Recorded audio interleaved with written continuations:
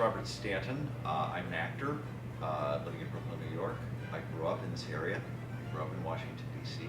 I ended up being Michael's student when I went to NYU graduate acting program, which Zelda Fitchandler took over in my third year. She brought Michael over from Juilliard.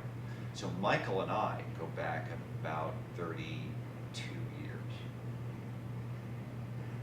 And then it's been a delight to come back. I got to come back and work with Michael on Strange Interlude, which was a great experience in 2012. And the phone rang this year, and he asked me to come play Mr. Puff and Moon in this double bill, which has been a treat.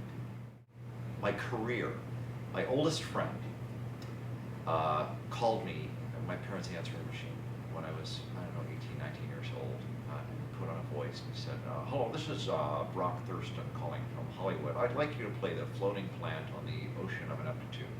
That's it, click.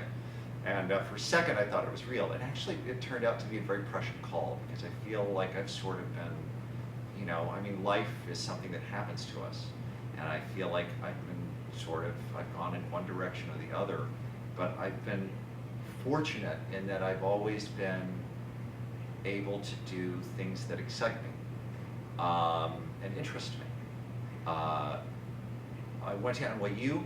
I decided that I wanted to do plays off Broadway, and Joe Papp gave me my first job right out of school. I went right into rehearsals before graduation. I played Froth in Nathan Lane's Pompey in the Park. It was a glorious job. Joe was directing.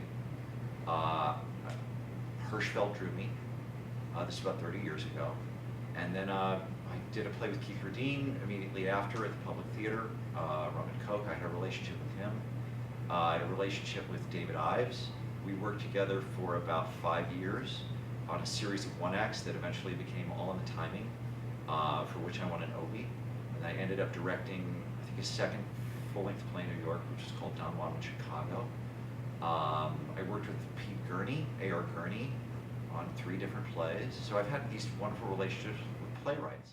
In recent years, now that I moved into my 50s, the phone has started to ring with offers from directors whom I really admire, with whom I have long histories, and I've gotten to play some really interesting parts. So I would say the highlights really been the past 3 years.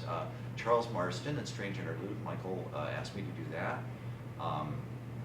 Darko Trezniak asked me to play the architect in Ionesco's The Killer at Theater for an Audience in Brooklyn, opposite Michael Shannon.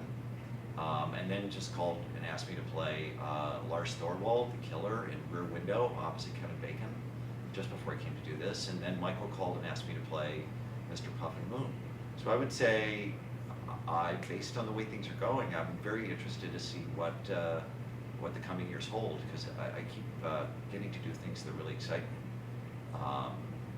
and challenge me, and then things that I'm uncertain I'll be able to do. And then I figure out a way to do them, which is really gratifying.